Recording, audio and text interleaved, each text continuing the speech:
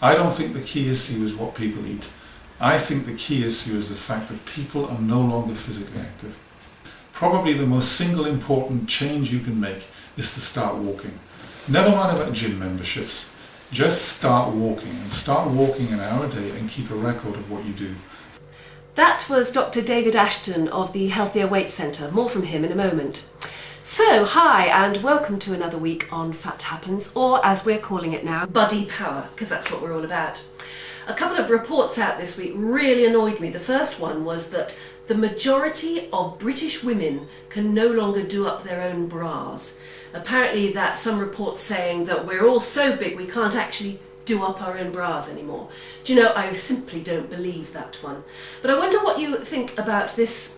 There's an independent panel of experts, nutritionists and dietitians, who say that we Brits are completely deluded and uneducated about saturated fats and the dangers of them and how to avoid them. Saturated fats, they're saying, in poultry, bacon, eggs, butter and fish. They're saying that you and me, the average Brit, simply don't understand about our breakfast bacon, how high that can be in saturated fat, and they're saying that we should cut off the extra bits of fat on our bacon. They reckon that we need to be told that sort of thing. They're saying if you're making a breakfast omelette, then you should remove the yolks and only use the whites. They're saying that butter, very few of us understand how butter is absolutely full of saturated fat and that we should be avoiding that at all costs too. I wonder what you think of their guidelines. Bacon is a great favourite and one which we can easily control the fat by cutting it off the rashers. You wouldn't have much left of this streaky bacon though. With poultry, remove the skin, they say. Eggs, try and eat them without the yolk. Butter, they say all spreads are better than butter, but do they really mean those with all sorts of E numbers and stuff? The Fat Panel says ignorance has led the UK to eat 17% too much saturated fat. Half of us don't believe that saturated fats have anything to do with obesity, and 1 in 8 of us don't know that there's a lot of saturated fat in cakes and biscuits. So what do you think? Do you agree with that sort of advice, or do you find it a little bit patronising?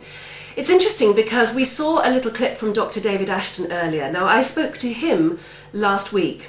He's from the Healthier Weight Centre. They have centres in Manchester, London and Birmingham.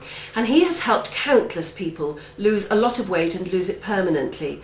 But he says the obesity problem isn't so much about what we're eating and even how much we're eating. It's about balancing energy in with energy out. Here he is again. One of the difficulties about, I suppose, managing weight is that people think that there is this idea around that people must be eating huge amounts in order to be putting on weight. And in fact, the important thing to recognise is that it's not that people are eating so much more than they used to eat. In fact, all the evidence is that average energy intake is declining in the UK. But we seem to forget that you only need a very small amount of excess energy in order to accumulate a large amount of weight. So for example, if you eat a couple of slices of bread or a couple of biscuits each day more than you need, no more than 50 to 100 calories, in 1 year you will put on 10 pounds of fat weight, and in 5 years you'll put on 50 pounds of fat weight.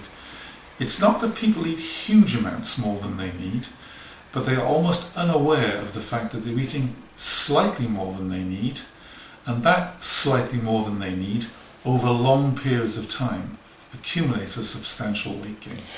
Why is it in that case that society thinks that fat people are thick, lazy and stupid? If it's that easy to put on weight in a land of plenty, why is it that we still look down so much upon people with weight problems? That's a really interesting question. And remember, of course, that fashions come and fashions go, and if you went back into the 18th century, then fat was probably very attractive. Certainly if you look at some of the paintings that were around at the time, that was certainly the case. Fat used to be an indication of fertility and wealth. Of course, the associations are different now. So I think there is still this tendency in society to regard people with weight problems as being feckless, irresponsible, weak-willed and stupid, when in fact anybody who knows anything about this knows that, certainly most of my patients are pretty smart people. They know perfectly well what the origins of the problem are. And they know that the formula that, you just have to eat less and exercise more is simplistic. The question is, when so many people know what they should do, the question is, why don't they do it? And what is the answer to that? The answer to that, I think, often is that they find it really difficult to implement what they should do. And the reason they find it so difficult, and this is probably more important than anything else to remember, is that we are biologically programmed to eat as much as we can, as often as we can, and to eat the kinds of foods which are energy dense, foods which are full of fat and sugar. And we are biologically programmed to do that. And the reason for that is because we need to remember where we came from. For most of the 4 million years that we've been on Earth, we have lived in a very hostile environment. Hostile in the sense that we didn't know where the next meal was coming from. So the ability to store fat was a really important survival advantage. In fact, we wouldn't be having this conversation if that were not true. So there's a tremendous drive to eat as much as we can, as often as we can. On the other hand, there is absolutely no biological drive, none, to be physically active. So you take that animal, this human animal, programmed to eat as much as possible and to be as inactive as possible, and you fast forward into the 20th century, and you take the industrialization of food which happened at the beginning of the 20th century, and then you take that animal and you put it into today's environment where there is a massive surfeit of calories. You can eat 24 hours a day, it's inexpensive, it's tasty, and secondly, you don't have to be physically active to come get it. The result's a foregone conclusion. It's inevitable that we will be getting fatter because of the environment that we've created. We have an obesogenic environment. It's also important to remember that this phenomena that people kind of think goes back a long way doesn't.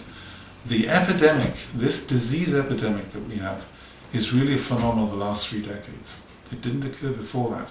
So this is really a very modern phenomenon, and in evolutionary terms that's instantaneous. So that's why carrying this kind of weight is so bad for our health, because it's such a shock to the system from an evolutionary point of view. We haven't been used to that, and I think probably, unlike a lot of other scientists, I don't think the key issue is what people eat. I think the key issue is the fact that people are no longer physically active. Is that probably the one single most useful piece of advice you could give to anyone? There's no question. I think the single most important piece of advice I would give to anybody is, if you want to manage your weight, well, 2 pieces of advice. One is you need to think about your weight, and I'm sure all of the people who visit your site do think about it. If you don't think about it, you will not be aware. You need to be aware. But secondly, probably the most single important change you can make is to start walking. Never mind about gym memberships. Just start walking, and start walking an hour a day and keep a record of what you do. That's probably the single most important thing you can do. So what's your view? Do you think maybe the experts, the dietitians and nutritionists, are telling us stuff we already know? Do you think we've all got to get on our bikes or get out walking like Dr. Ashton says? And if so, how can you do it? How will you build it into your day? These are all subjects that the people who are trying to solve the obesity crisis are going to be going on and on about for years yet. But what's your view on it? I'd love to know.